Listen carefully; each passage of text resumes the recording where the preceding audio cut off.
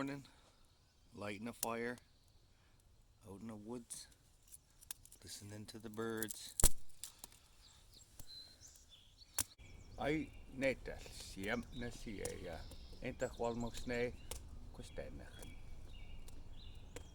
I want to note, just to make sure everybody's aware, that I am not an elder. I am a baby, little baby. They'd say, you're like a baby. You don't know nothing, kustenachan. You're learning. So know that. Just me, just what I hear. The self-care to me, leave this nice hat. Didn't even do my hair for this video. The self-care for me is here I am listening to the birds and the fire. But there's other ways, and elders, they share these ways with you and with me, with all of us,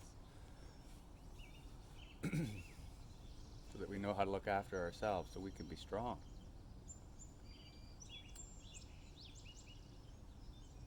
I hear elders reference, and I think everybody's probably heard it a few times, that, when you got that huatesta shkwalo and those heavy feelings on, you head up the mountains by yourself early in the morning, go up there, have a bath.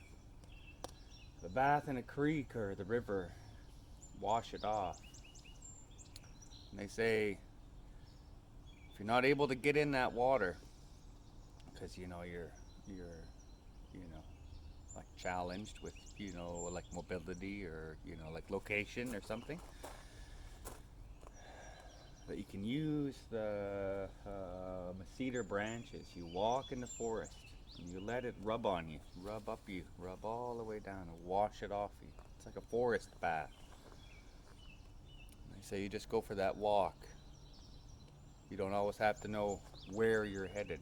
You just head out for that walk, and see what there is to see.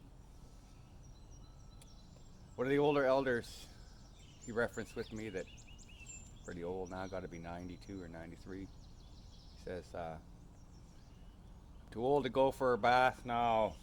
Too old to go walking in the forest. So he heads up the mountain, in their little snuck They drive up the mountain until they're just about at the top, he says, and then he walks out where there's wind. And they said you let the wind just blow it all off you, brush you off with wind. I just put some wood on my fire. We live too much watching TV, playing video games, on a phone,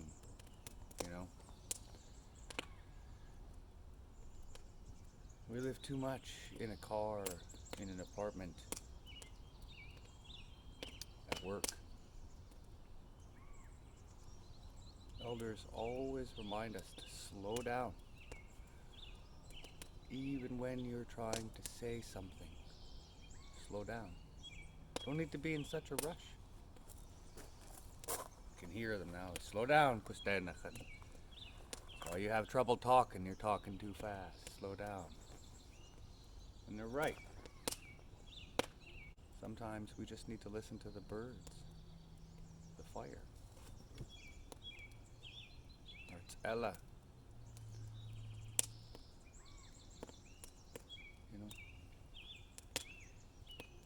I remember an elder saying to me that you can't hear the forest with a busy mind. You head out in the woods, he says. You go out there and you look for a tree. And there's a big tree. You look for the biggest tree. And you go out and you lie up against that tree. And you lie there and you have a nap, he says. He says, when you awaken, you will see things very differently. Sometimes you'll have a visitor.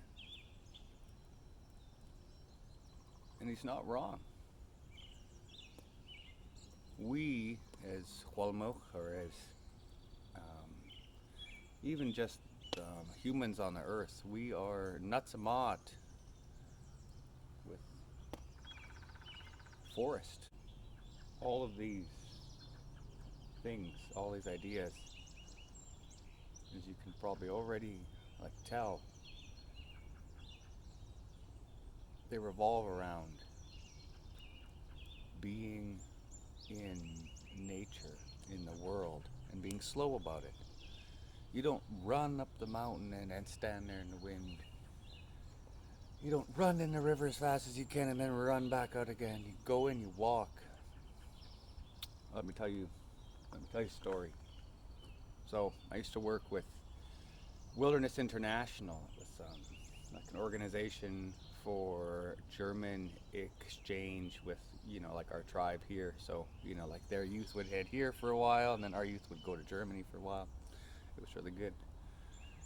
So I was one of their traditional foods coordinators, and we're out on the islands on the west coast. Way neat, Nana on the west coast. And all the Germans, they like being up late. They're up till 1 in the morning. You hear them hooting and hollering, and me and a few others, mostly the Hwulmuhw, we were out by 9 o'clock or 10 o'clock, starting to nod off and kind of fall asleep. I'd wake up at, I don't know, 5 o'clock in the morning when the sun rises, because that's when you're supposed to wake up. Elders say, don't you be laying around being lazy, get up. Okay, I'm up. And I remember walking out on to the beach, and there was one of our Hwulmuhw Shleni, one of our strong First Nations women. She must have only been like 14 or 15. She was there with the youth. And I was up on a rock and I'm watching her on the beach. She has her swimsuit on. And it's like 5 o'clock in the morning. And I wonder what she's doing. So I watch. And she walks down the edge of the beach all the way to the water. Walks right in the water. Doesn't even slow down when she hits the water. Just walks. But she's not walking fast. Just very slowly walks into the water. She walks up to her knees and she doesn't stop. Walks up to her waist. Never stop. Walked right up to here. All I could see was a little bit of the top of her head. Never made a sound. Couldn't even hear the waves hitting her. She's walking so slow. And she must have been in there for 10, 15 minutes, but at 5 o'clock in the morning, it probably felt like hours. I watched her and just kind of, like try to make sure she's okay, right? Watching. And after about 15 minutes or whatever, she just kind of like turned around, and just as slowly as she walked in, she walked out. She walked up. And she walked up the beach and she went in the woods over to her tent. I thought, wow, look at that, eh? Just let it all go. Whatever was on her, she just went like this in the water.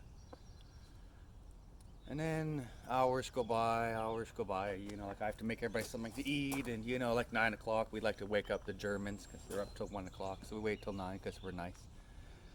Banging our drums and, like do a big song, wake them all up. And one of their leaders, Keith something, he's there, and he's, German, from Germany. And everybody's eating breakfast, and I'll always remember he runs out on the beach wearing his shorts, eh?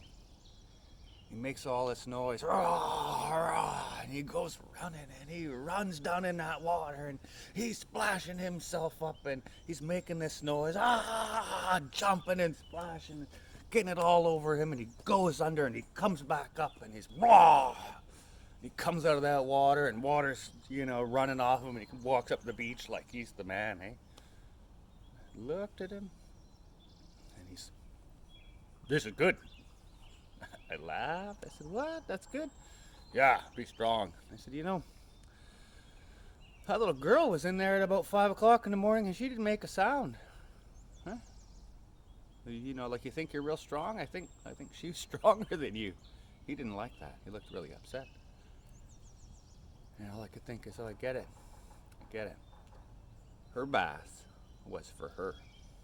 His bath was for everybody to see how when he was so strong he could jump in that water in August because it's so cold, and scream around and jump around. And you can see the difference in the human being. That man After that, a little while after that, when everybody was there, we saw a bear. And the Germans, they freak out when they see bears. Das Bear! Ah, everybody, big like whistles and horns, and they're all thumping a big, lump with each other. And this Keith guy, he's right in the middle of them all with a great big shotgun, holding it up, standing like he's gonna protect everyone there from this one bear. They're looking, and all the Hwulmuhw are with me, and we're kind of looking at those, Germans, and so we do what we do, and we grab our drums, and we bang our drums, and walk over towards the bear, and the bear looks at us like, Hwulmuhw are coming, and runs away off the beach up the mountains. And we laugh, and we come back and say, see, Germans, you just have to, have to acknowledge the bear and say, this is where I am, and you're allowed here, but you got to leave us alone. So he just left. But Keith, holding this gun, real happy, proud of himself. He's the reason that everybody was safe. So a few days later, all the Germans leave. Well, actually, everybody leaves. Everybody loads up on a canoe, and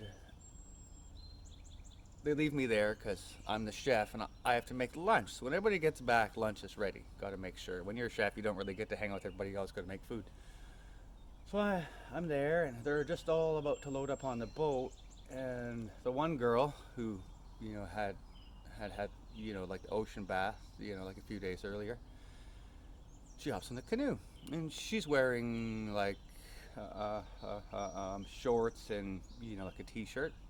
All the Germans get very upset. She needs to wear long pants. She needs to wear a long shirt and a hat and a jacket and all these things because we're going on a canoe. Hwulmuhw look at each other and go, well, she can wear a life jacket, but she doesn't need to wear that stuff. And they get very upset. No, leave her here. She don't want to listen. You just leave her here. With him, he can look after her. Okay, come on then. So we're hanging out on this rock. Everybody left, eh? They left on their boat. They'll be back in hours. And we're up on this rock, and we're looking at the water, and we didn't really talk. We didn't have to talk. We're just, hanging out, relaxing. Like trying to be like, like still, rejuvenate. Got to be slow.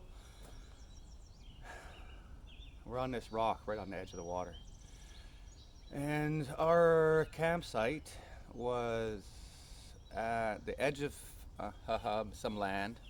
And there's a little tiny island. So there's the campsite, and there's this island, and there's this gravel like beach between the island and where we were. And at like high tide, that was all underwater. So this was actually an island, and this was on its own. But at a low tide, you could walk from the island over to the other island. And so it was low tide, and we could hear this a walking sound on the rocks. So I look back and, hey, there's that bear. I said to her, hey, look, there's the German's bear. It's right there. And it's, I don't know, like 100 feet away. I look at it, and it's only us there. Like I said, she must be maybe 14, and she doesn't react. She looks, oh yeah, okay, it's a bear. I say, oh yeah, it's a bear. And we watch the bear. We're watching him. He's rooting around in the ground, and he's moving rocks around, and he kind of walks up towards where we're like staying. So he's like, hey, Shock, get out of there. Go on. Don't be up on where we're staying. And he runs back down on the beach, and he looks at us, eh? What's he looking at us? And I think, oh gosh, I guess I gotta go chasing me with my drum, eh? She says, oh, okay. She just hangs out in the rock and watches me totally flat, eh? Doesn't do nothing. And I got my drum there, so I grab my drum, my whacking stick, and I walk off towards the bear. I'm walking towards the bear. Maybe he's only 50 feet away. I'm starting to think he's not running this time. I'm not whacking on, like my drum yet, but I'm looking at him. He's right in between, the island and the campsite, and walking towards him, and I get maybe 40 feet away from him. And I look over, and there's where I set up, like my campsite on the edge there, and there's a really big machete right there. And I think, oh, I need this machete. It's a big bear, hey. No, no, I'll be fine. I think to myself, I got a drum. That's all we needed last time. So I keep walking up to this bear, and I get, I'd say, 30 feet, 20, 30 feet from him. You can, I could like see the hair around his eyes. Could see his, nose go open. Exhale. Now I'm thinking maybe I should have brought that machete, hey? So I lift up my drum and I say, "Yeah, spass," and I bang on it, eh? Boom, boom. The beginning of the victory song, eh? Oh,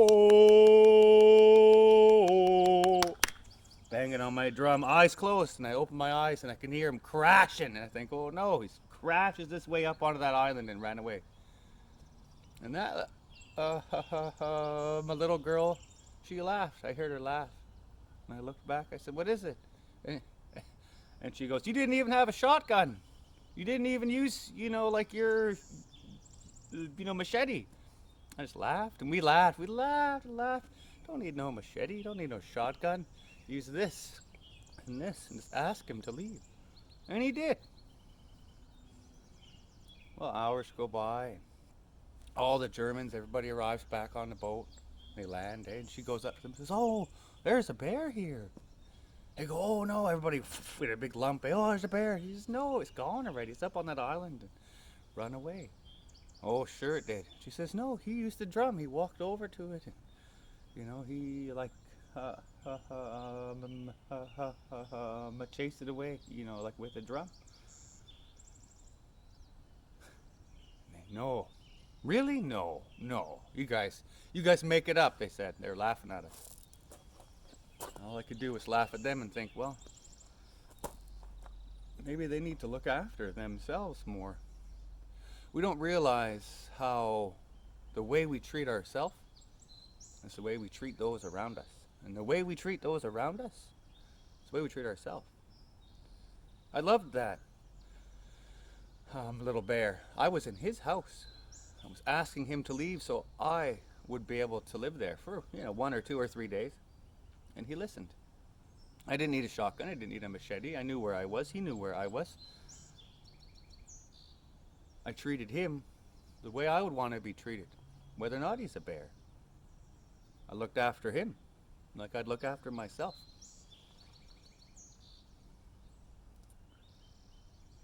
Self-care doesn't have to be yoga. Self-care doesn't have to be feeding the homeless. Self-care doesn't have to be running every day. It doesn't have to be weightlifting. Sometimes it's trying to be slow, trying to be still, watching a fire, listening to the birds, having the wind rush over you. Sometimes self-care is just trying to live with intent, just trying to hear all of the birds, trying to see all of the flames, all of the smoke, trying to feel the fire, to feel the song of the birds, feeling the sunrise, the wind. Don't zone it out. Let it in. Breathe in the life we have, the life we have been handed so luckily, this opportunity. Everybody laughs. They ask me all the time. People ask me, "Jared, how you doing? How you doing, Jared?" I say the same damn thing, and they laugh at me. Every day above ground's a good day. Another chance to make change. I used to hear elders, that's what they said, and I thought, gee, my, must be sad to think like that, but that's not sad to think like that. We're lucky to wake up I'm happy for this, this opportunity, to watch a fire, listen to the birds, watch them fly overhead. My smachwa can see him flying. Smachwa is a blue heron. And I wonder how they can fly. Sometimes they're so big. But he don't mind. Wings out, flying around. But they don't need any approval from anybody else to fly. Not even really like physics by the looks of it. But they do, and they fly a long ways.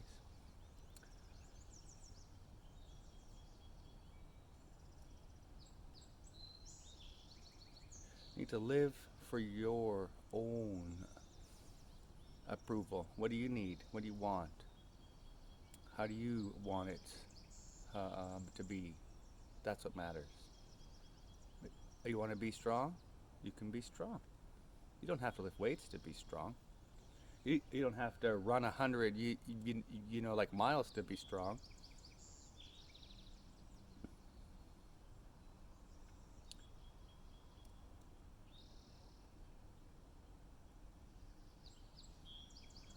Strength, integrity, discipline, all of these virtues, they're a choice. You choose to be strong. You choose to have integrity. You choose, to be honest. And these are not easy choices, but you choose them because you love yourself and you know you are worth it. You are important. Shatleo makmastimo. Everyone is important.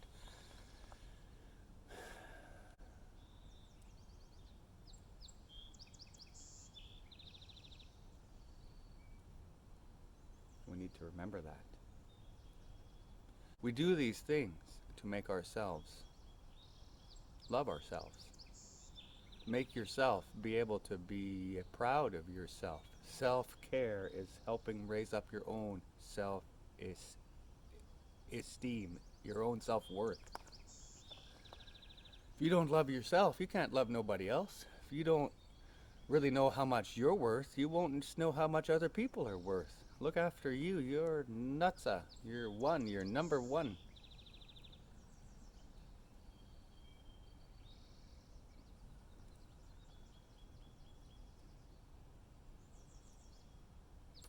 One last rant before I decide to turn this thing off. So I got this story that I like to tell, and it all changed for me about a week ago. I'm running. You don't have to run, but I like running. It's one of the things I like doing. Not because I need to be super strong or, like I need to lose weight, but I really like running. It helps me be upstairs. I'm running out in the woods, and I got all these things going on in my brain, and I'm running away. And one of my stories, which, I have lots, as you can tell, hops into my mind, and it says to me, I remember living with my dad's mom, and on the weekends, she gets somewhat spapialis, real drunk. My aunt used to be there. Well, her like sisters were there. They're probably 60 or so, maybe 65. I was maybe 6 or like 7. And on weekends, like I said, they'd get spappy, and I'd walk out of the bedroom sometimes, 11 o'clock at night or whatever. They'd say, "Come on, wake up, grandson." I'd come walking out of the bedroom, wondering what's going on, half awake. "Oh, what's going on, aunties?" And they'd come here, and they'd just start crying and hug me, and hold on to me. "Oh, grandson." And they were larger ladies, so when they hugged you, they just squish you right in. You'd be all squished in. "Oh, grandma, let me go." And I used to laugh about this story, thinking, "Oh, they're just so drunk and hanging on to me and crying." Well, I'm on my running out, like I said, running, and I have this in my head, and I'm rolling around in my brain, and I reached exactly there. I'm thinking about how they wrap themselves around me and squeeze me in and be crying and be listening to Hank Williams on the radio and be whiskey and 7-Up in the air.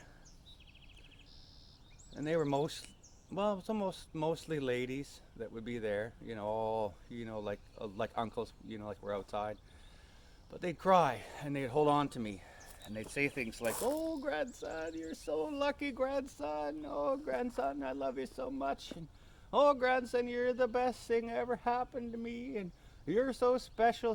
Things they say when they're drunk. So I thought, oh, it's just they're drunk.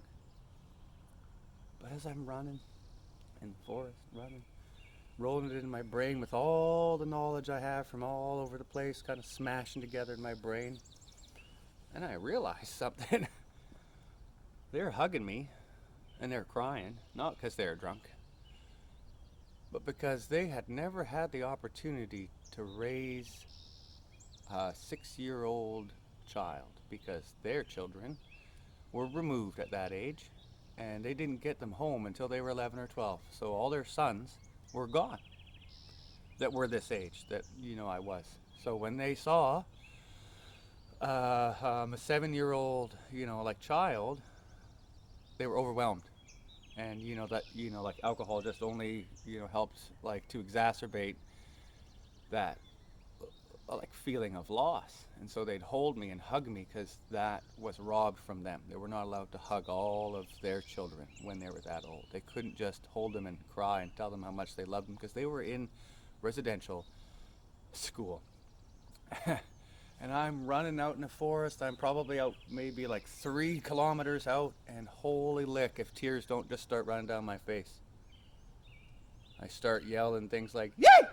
and "How!" They're trying to get rid of it, trying to like let it go. Like, woo! I'm running. I can't take this, and I had to stop running and just cry. And I don't cry. I think I maybe cried once in the last like 20 years, and that was it. And not weeping, it's like sobbing, just like walking with tears just rolling down your face. And all I could do was hold my hands up and say, "I'm sorry, Grandma. I'm sorry." I didn't know. I didn't know until I was a man what happened. And I didn't add it all up until just then why they would cry when they hugged me. They never had chances for self-care. They never had a chance to slow down or look after themselves or have a bath or go up the mountain or do things. Their life was very, very different. Now I hear those words now, and I think how so true it was. "Oh, you're so special, grandson. I love you, grandson. You're going to be different, grandson. You're so lucky, grandson." Crying. Self-care isn't, like running in the woods. The self-care is up here. The self-care is realizing what happened when you were young and what it means to you now, and using that to fuel your way forward, to fuel who you want to become. We all have a destiny. We all choose our way there. And I use that to fuel me on my way there. Self-care is unique to everyone, but what is not unique is the requirement, the need to have that little bit of time to be in the woods, or to be by a fire, or to be by a river. And in this new world where things are squatty and upside down, unplug it, turn it off. Don't watch TV, that's not self-care. But don't use your phone, that's not self-care. Don't be on video games, that's not self-care. That's all high stress. What's happening next? Oh, what's that person on TV gonna do? Oh, I'm losing my game. Stress, throw it away. You got enough of it in your life. Listen. Really, just listen. Like the elder said, go out in the forest, find a big tree and sit there. Have a nap, and when you wake up, you're gonna see things different. Holy if he's not right, hey? My. Ramble at you guys all day, I really could. I just want to raise my hands and say, oh, hi, Sapka.